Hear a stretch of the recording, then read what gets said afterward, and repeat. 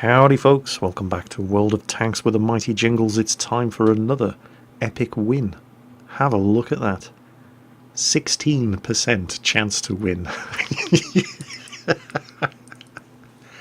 Have you ever seen anything like it? There are people on this team who have less than 300 efficiency rating. There are people with 43% win ratings. And yet, this is an epic win video. What the hell? This replay was sent in by Extreme Gamer in the KV2, and he does run XVM. That's why he's sitting there, not actually driving the tank at the start of the game, and just staring at his screen in despair.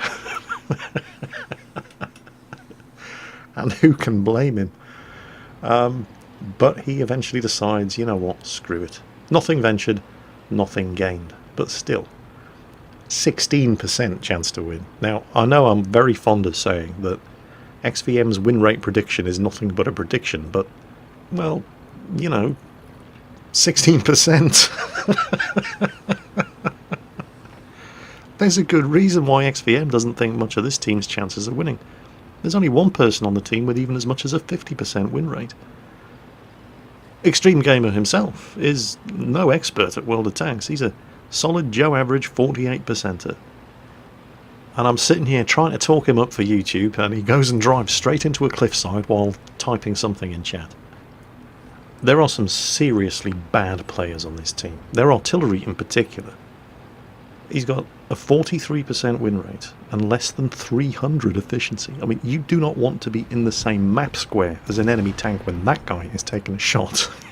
It's just... how the hell can they win this game? Well, it's actually quite simple.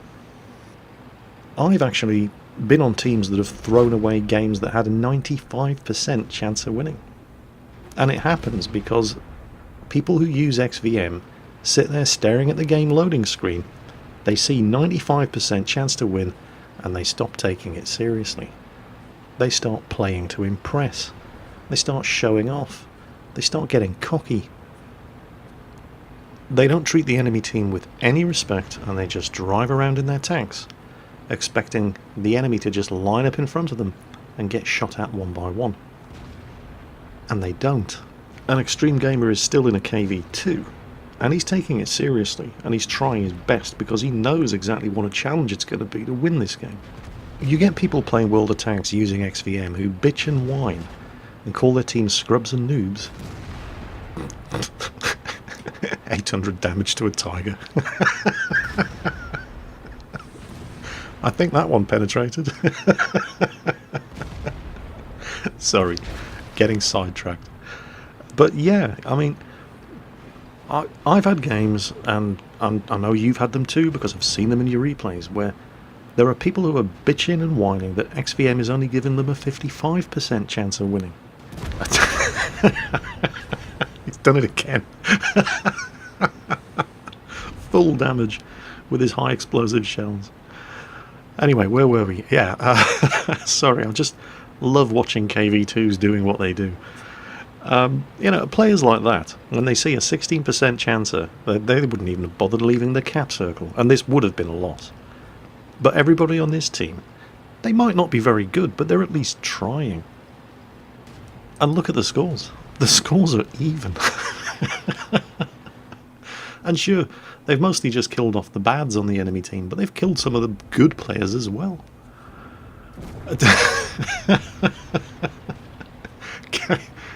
Auto-aiming with the KV2's 152mm cannon. At that range, moving target, and it hits. Why? Because Stalin. Oh man. Well, there was a KV-85 up around the side here. The KV-2 actually manages to pick up a fairly decent lick of speed when it's going downhill. And there's the KV-85, and he's got his back to... look at this, he's auto-aiming again.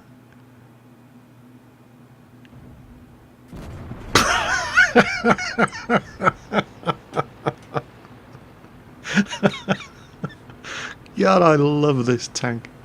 It is amazing. Oh, hello. Look at it. Why would you drive out in front? You're in a Cherie, you've only got 3 shots and then you're reloading. Where do you think you're going to go once you've fired your magazine? I mean, how did you think that was going to end in anything other than your destruction? I mean, seriously, they're just... Enemy team were just not paying any respect to Extreme Gamer's team in this match. And they're paying the price for it. Now they're losing 10-7. He's already done 3,000 damage against a team, every single one of whom, well, with the exception of maybe 3 of them, are technically better players than him. Everybody he's killed so far is a better player than him. None of them are taking it seriously. They're getting their asses handed to them. And I think that's hilarious. You see, what's happening here is that normally when you start a game of World of Tanks and you're sitting there looking at the loading screen, you found out what map you're on, you know what kind of tank you're driving, you know what it's good at, what it's not good at. You're looking at what's on the enemy team, you're figuring out where you're going to go even before you've left the cap circle. You're looking at the enemy team and you're trying to anticipate the kind of tanks on the enemy team that you're going to meet when you get to where it is that you're going. Or at least that's what you should be doing. Oh, E25 didn't fancy his chances face to face with an AT7. Surprise KV2. He's got another one. Well, anyway, yes.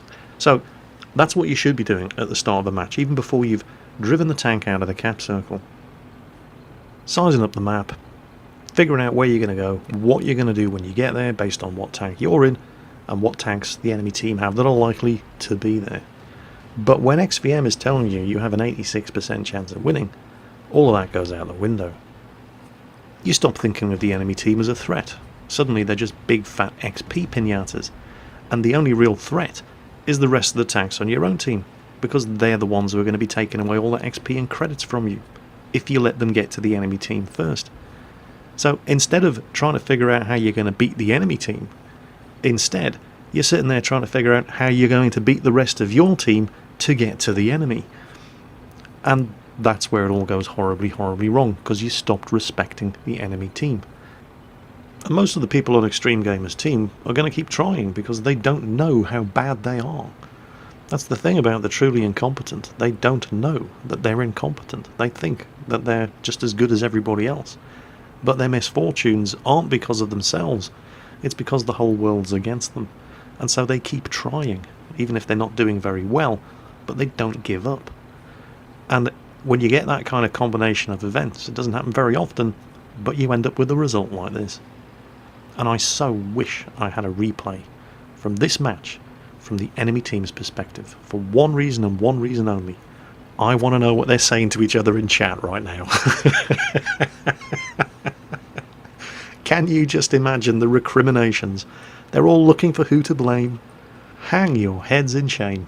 86% chance to win. Sorry, 84% chance to win. 2% difference. And they didn't just lose, they're getting their asses handed to them. They probably all deleted this replay and they've sworn never to speak of it again. And now it's on YouTube. I love my job. Oh, there's the Dicker Max. Oh, he can afford to take a hit from the Dicker Max. It ain't going to kill him. And he's going to kill the Dicker Max. So, Extreme Gamer, proving once again, as if it needed further proof, that even when XVM tells you you only have a 16% chance to win, that does not mean you have a 100% chance to lose. Look at him. Joe Average, 48% win rate player, not in a top tier tank, doing nearly 4,000 damage against players who were vastly superior to him. One of the guys he killed had a 62% win rating. And you know what? It's not just Extreme Gamer. The entire team were rock stars. They just refused to accept that they were beaten. Well, I hope you guys were as amused by that one as I was, and I must apologise that today's video is not quite as long as my usual videos, but I do have a good excuse. I wasted the entire day today playing Civilization Beyond Earth and Call of Duty Advanced Warfare. And now that I've said it out loud, that excuse actually sounded a hell of a lot better in my head. Tell you what, I'll make it up to you, and next week we'll do a monster-size edition of The Good, the Bad and the Ugly. How does that sound? Good? Good. Take care, folks. Catch you next time.